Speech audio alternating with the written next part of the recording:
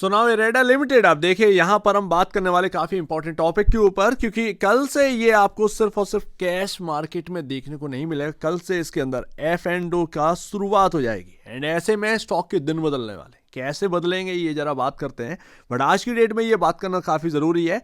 कल से आपको एफ एंड ओ का इम्पैक्ट देखने को मिल जाएगा एंड काफी ज्यादा वॉलिटिलिटी इरेडा के अंदर आने वाली है। सो दैट यहाँ पर 3 महीने की बात करेंगे तो यहाँ पर BSE PSU इंडेक्स से हम कंपेयर करके देखते हैं। इस इंडेक्स ने -17.89% का नेगेटिव रिटर्न दिया है मार्केट में इन्वेस्टर्स को, एंड वही इरेडा ने 19.52% का नेगेटिव रिटर्न है, ऑलमोस्ट 20% की दहलीज पर खड़ा है। एंड देखिए इस टॉपिक को मैं ऑलरेडी कवर कर चुका हूं जब ये खबर आई थी टाटा टेक और इरेडा यहाँ पर चुन लिए गए हैं एफ एंड ओ के लिए। सो दैट मैंने आपके सामने कवर किया था। क्या इसका एक रिस्क रहता है? देखिए रहता भी है और यहाँ पर नहीं भी रहता है। अब जो एडवांटेजेस हैं वो आपको यही है कि ओवरनाइट आपको अगर ले जाना है, जैसे कि आप 1.5-2 लाख रुपए का यहाँ पर ना इरेडा बाई कर ले जाना चाहते हैं सिर्फ और सिर्फ नेक्स्ट डे के लिए, तो आप इतना बड़ा यहाँ पर ना रिस्क नहीं ले सकते। तो ऐसे में आप चाहें तो ऑप्शंस की हेल्प लेकर वो आप यहाँ पर ना आप कैरी कर सकते हैं। तो जहां पर आपका 20-30 हजार रुपए का रिस्क है वहीं पर आपको ये लॉट जो है कम में मिल जाएगी। तो ये बेनिफिट्स हो गए। जो रिस्क है वो क्या है कि एक रेंज में टांग कर रखा है, 1 महीने से एक रेंज में घूम रहा है, 10 रुपए की रेंज में घूम रहे हैं भाई साहब। सेलर जो है वो कॉल का भी प्रीमियम खा रहा है, पुट का भी प्रीमियम खा रहा है, एक्सपायरी तक आते आते एक शार्प मूव मिल गया। तो ये सारी चीजें जो है वो आपको देखने को मिलेगी। एंड इरेडा आप देखिएगा कि काफी स्टॉक के कंपैरिजन जो वॉल्यूम आपका डेली वॉल्यूम होता है, एवरेज वॉल्यूम काफी शानदार रहता है। लिक्विडिटी की कोई कमी नहीं है। तो सोचिए कैश मार्केट में लिक्विडिटी की कमी नहीं है तो ये एफ एंड ओ का पार्ट बनेगा तो ये ट्रेडर फ्रेंडली काफी बन जाएगा। लेकिन रिस्क बस इतना ही है कि ऐसे बुरे मार्केट में एफ एंड ओ का स्टॉक बन रहा है इरेडा।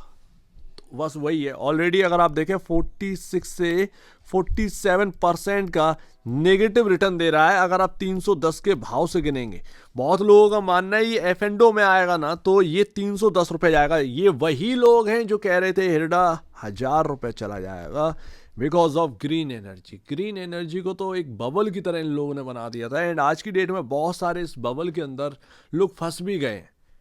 ये एक प्रॉब्लम समस्या बहुत बड़ी रही है इस मार्केट के अंदर लोगों की कि वो सुनी सुनाई बातों पर काफ़ी बिलीव करते हैं। खुद का देखने में यहाँ पर ना उनको कुछ ज़्यादा समझ में नहीं आता या इंटरेस्ट नहीं रहता एंड वही सारी चीज़ें। खैर क्या ही कर सकते हैं। बट अभी हाल फिलहाल में जो मैंने आपसे कहा था कि एक मूव आना है वो 180-183 के आसपास, ये इसके अंदर हाई लगा एंड वहीं से यहाँ पर ना टूट पड़ा। तो एक इंपॉर्टेंट जगह से इसने शार्प मूव तो दिया है ऊपरी ओर, लेकिन वो टिक नहीं पाया है एंड वही चीज मैं आपसे कह रहा था कि ये टिक नहीं पाएगा। अब एफ एंड ओ का पार्ट है, क्या यहां पर ना जो मार्केट एक वैल्यूएशन प्रोवाइड करवा रहा है इरेडा को, क्या वो सस्टेन कर पाएंगी या नहीं कर पाएंगे, ये बहुत आज की डेट में बड़ा सवाल है। दोनों ही स्टॉक ऑलमोस्ट 50% लॉसेस यहाँ पर दे रहे हैं इन्वेस्टर्स को, चाहे टाटा टेक की बात कर लीजिए या फिर इरेडा की, एंड एफ एंड ओ का पार्ट बन रहे हैं। आगे देखते हैं क्योंकि फ्यूचर किसी को नहीं पता कि क्या कब कैसा रहेगा, सिंपल सी बात है। बट अभी तक जो एफ एंड ओ का नए स्टॉक पार्ट बने, जैसे कि आपने देखा BSE बना था, जैसे कि आपने देखा बहुत सारे मतलब पेटीएम एटीएम, इन्होंने क्या भरकर रिटर्न दिया एक टाइम तक अच्छा रिटर्न दिया, उसके बाद कोलैप्स कर गए। तो ध्यान रखिएगा, हो सकता कि आप एफ एंड ओ का पार्ट बन रहे हैं एंड ट्रेडर बंधु आ गया आपके यहां पर ना एक मूव लाने के लिए इरेडा के अंदर। इंपॉर्टेंट प्लेस पर है ही इरेडा, कभी भी एक अपमूव दिलवा दे, ठीक है ना, वो अपना तरीके से कोई प्ले करे तो हो सकता वो short term play because of F and O ये आपको करके दिखाए। बट क्या ऐसे में कोई बड़ा इन्वेस्टमेंट करे? नहीं, ऐसा मत करिएगा। पहले देख लीजिएगा कि एफ एंड ओ का पार्ट बन रहा है, देखते हैं कि क्या बदलाव आ रहे हैं, ठीक है ना। जिसको लगता है शॉर्ट कर लेना चाहिए, यानी कि आपको हाई वैल्यूएशन लगता है तो आप एफ एंड ओ के जरिए कर सकते हैं। जिसे लगता है कि नहीं बहुत ही ज्यादा चीपर वैल्यू पर मिल रहा है तो भाई एफ एंड ओ के जरिए आप लॉन्ग भी कर सकते हैं। ओवरनाइट रखे हुए हैं, स्टॉक शेयर्स नहीं है मेरे पास, चलो ठीक है ऑप्शन रखे हुए हैं।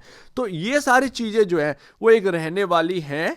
बट मैं फिर भी कहूंगा कि एफेंडो है, आपके अंदर एक्साइटमेंट होगी। अगर आप इरडा को डेली बेसिस पर ट्रैक करते हैं, कहीं ना कहीं एक्साइटमेंट होगी, बट एक्साइटमेंट में पागल मत होइएगा, क्योंकि यही एक्साइटमेंट आपको ना लॉसेस भी दे सकता है। तो थोड़ा सा ना बच बचा कर रहना है, थोड़ा समझ कर रहना है, ध्यान रखिएगा। एंड लास्ट, तो मेरा तो यही कहना है बॉस, मैं आपको जगह जगह समझा कर रखा कि देखिए 161 161 का लो था, वहीं से ये घूमना स्टार्ट किया, बट ऊपरी ओर मैं ऑलरेडी आपसे कह रहा था कि भाई ये 181 काफी डेंजरस है। एंड देखिए आप, सिंगल डे में यहां पर आपके सामने प्रॉफिट बुकिंग हुई थी, उसी दिन उसी वक्त यहां पर जब ये 183 185 के अराउंड ये हिट किया ऑलमोस्ट, वहीं से प्रॉफिट बुकिंग आ गई। तो वही तो मैं आपसे कह रहा हूँ, इंपॉर्टेंट जगह पर है, इंपॉर्टेंट प्लेसेस पर है, ये प्रॉफिट बुकिंग का जोन है, क्या टिक पाएगा नहीं टिक पाया, एंड यहाँ पर गिर रहा है। अगर यहाँ पर वापस से ये 161 इवन 153 अगर ये तोड़ता है, तो ऐसे में थोड़े से लॉसेस आपका और इंक्रीज होते हुए नजर आ सकता है। बट यहां पर एक ध्यान रखिएगा, एक जो बात है, ये जो गैप है, अगर ये फिल होता है, जो कि होना चाहिए, क्योंकि कठिनाइयों में ही यहां पर ना गैप फिल होता है, एंड नियर गैप यही है। तो अगर ये एक नियर गैप है, एंड यहां पर हमारे सामने ये जो अपना लेवल है, ये ऑलमोस्ट है आपका 153, ये आराम से ये 130 के अराउंड ये गैप होगा। क्या ये स्टॉक वहां तक जाने की कोशिश कर रहा है? तो अगर जाता है, और जो लोग सोच रखे हैं कि नहीं मेरे को इरडा के अंदर एंट्री लेनी है, एंट्री पॉइंट कहां से ढूंढे, कैसे ढूंढे, समझ में नहीं आ रहा। मेरे को लगता है कि एक बार ये गैप फिल हो ना, तब आप ढूंढिएगा एंट्री की जगह, ज्यादा बेहतर। बिकॉज ऑफ मार्केट इतना इंपॉर्टेंट प्लेस पर था, एंड यहां से कोई भी यहां पर अपमूव स्टार्ट नहीं हुई।